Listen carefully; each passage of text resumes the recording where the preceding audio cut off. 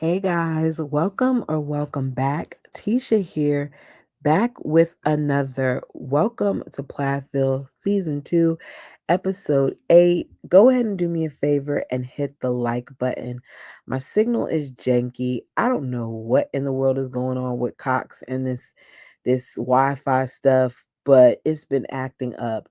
So I'm going to be off camera, which is kindly best because I look a hot mess. Do y'all see me? Anyways, let's get into the reason why we are here.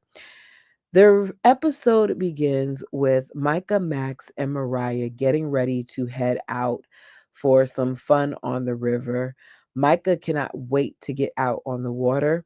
He lets us know that he has a friend that's coming along that he hasn't seen in 8 or 9 years, and she's going to be going with them. Her name is Sarah Lynn. When she arrives, she cannot believe how much Micah has changed.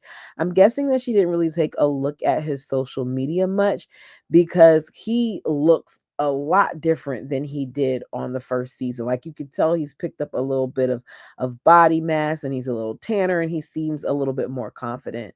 So Sarah Lynn says that she can relate to the Plath family because, like them, she was raised in a conservative family, but her family was not as strict as theirs. They could do certain things and they couldn't do others. Like they had to wear dresses and the girls couldn't wear pants and things of that nature.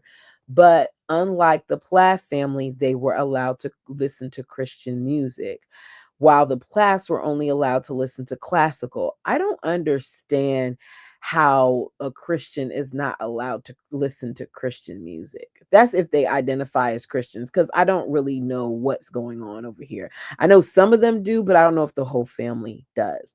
So Sarah Lynn, was also homeschooled, but she now attends Florida State University, which makes me feel like she actually received an education unlike them. So she's been going there for 2 years, and she does say that it was a big change for her. At first, her mother didn't see the point in it and didn't feel like she should go. But once she decided to take up engineering, I think she said it was engineering, um, they changed their tune. Like they're happy for her. So Mariah is asking all these questions because she, of course, is interested in seeing about college, and she tells us that she feels like her parents were worried about the wrong things. Like they were so focused on sheltering them and being strict with them and worrying about their friends and things like that, when they should have been focused on their education. I agree. I think that they really, really did a disservice to their children by handling things the way that they did. I think that they held them back in more ways than one.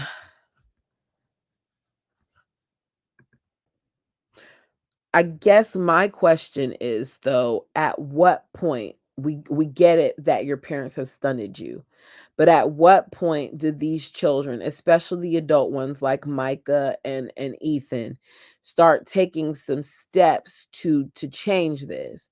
So Sarah Lynn thinks that the same thing could happen for Mariah, where if she wants to go to school, she can go to school. The problem is that it's going to take a lot more for Mariah, because Mariah is going to have to get a GED. She's going to have to get that and then go from there. So Kim just wasn't teaching.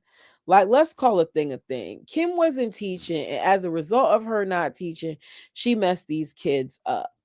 So we get to see the group as they go kayaking. Micah is loving everything about being outdoors.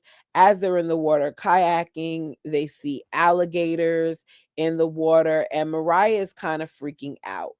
Y'all, they saw more than one alligator. I would have gone.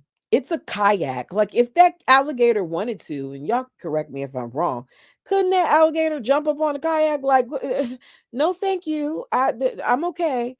So they go from seeing an alligator in the kayak to racing to deciding to climb up a tree and then jump in the water. Excuse me, did y'all not just see the alligators a little bit more upstream? Like, why are we jumping into the water like there can't be more alligators in the next body of water? I just this is what I was thinking about. So Mariah says she's the happiest that she's ever been, and she's glad to be able to do things like this with Max. The problem is that her happiness seems to be rooted in Max, not necessarily that she's like becoming her own person, but it's associated heavily with Max. So we find out later on that Micah got a DM from a modeling agency, someone by the name of Bridget from Select Modeling Agency is contacting him. She lets him know that they're excited about him and they want him to come to, I think it was Miami, because they feel like they can have a lot of work for him out there. The plan is for him to meet with them and the team the following week, and he's excited. So we go from that to Olivia and Ethan. They are out and about heading to their next destination because they're done with Joshua's tree. Before she gets to work, he has a surprise for her. He is decided to look into something that is going to help move their relationship forward. He spoke with the lady who is going to get them to a deeper level of intimacy. This is why it's important to read, because you looked for something but you didn't really look. So um she said that she may even give them some sexy homework, which Ethan likes that because he lights up whenever it comes to that type of discussion. So um they arrive and he's nervous because he's not sure if this is something that Olivia is going to like. The place is called Fire Garden Metalworks. She's nervous. He thinks it looks like something out of a horror movie. They get inside and they meet someone who is called, I think she's called Tria. I don't even know how to pronounce her name. I don't want to butcher it. But she tells them that they're going to talk about Tantra. Olivia can't believe out of all things that this is what he booked. She says, look, the aim is for us to make your love grow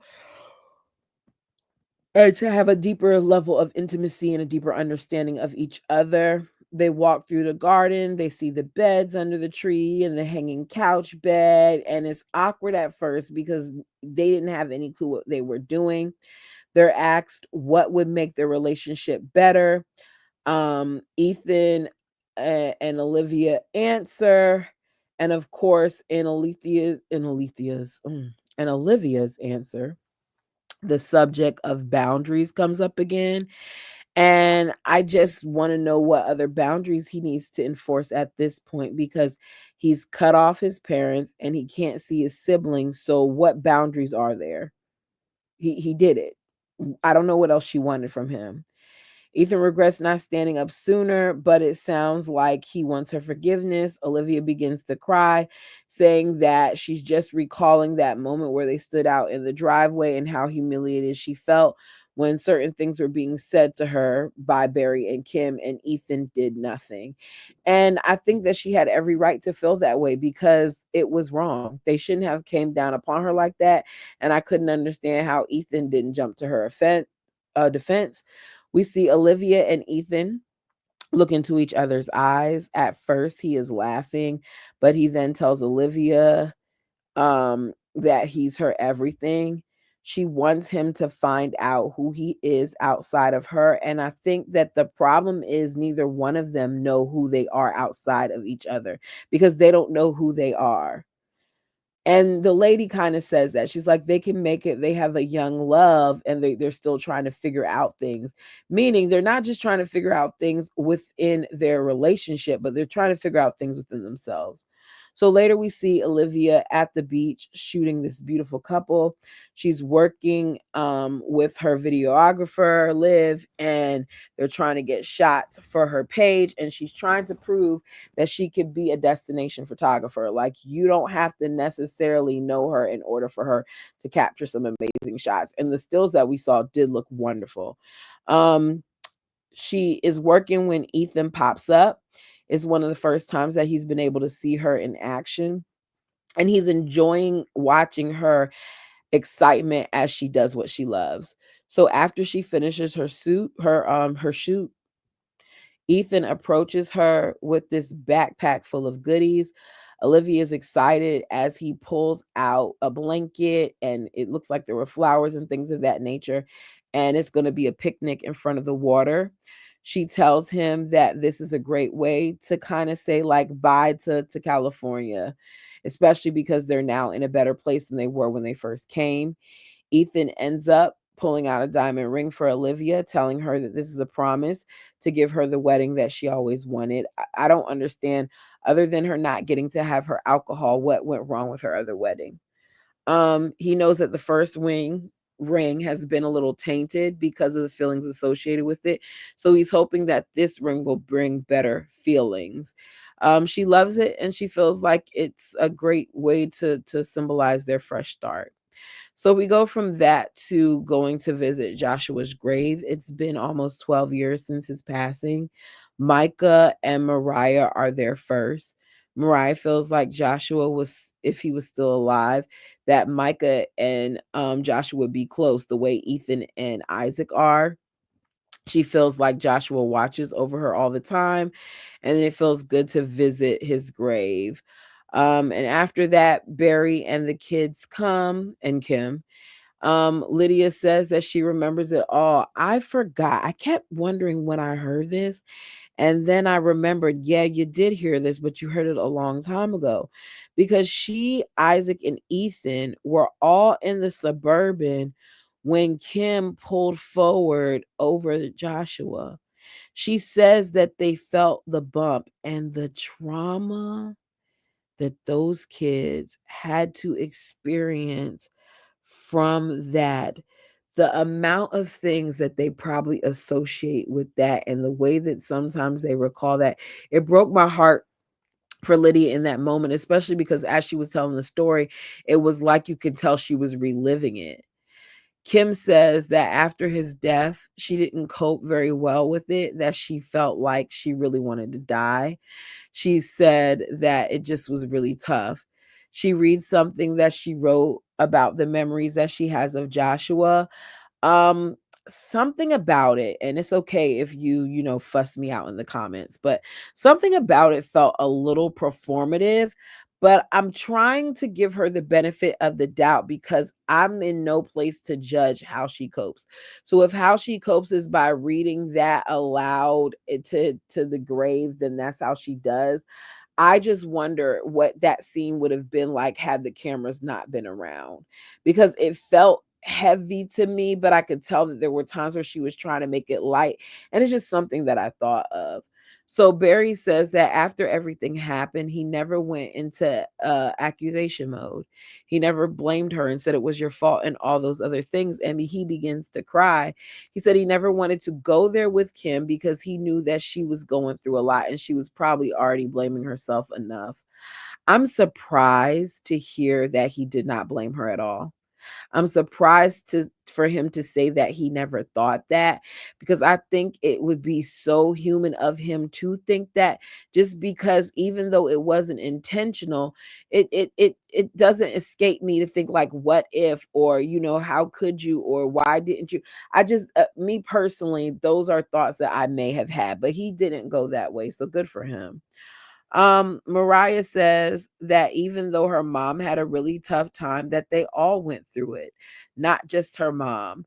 We see them put ducks out on the grave as a symbol for him. And then Kim and Barry basically say if they can get through this, they can get through anything. And that's it, y'all. Like, literally. I'm not going to drag this episode out because that's all it gave. So, if there's something that you want to add that I didn't talk about, feel free to put it down below. Thank you guys so much for your time. Until next time, peace.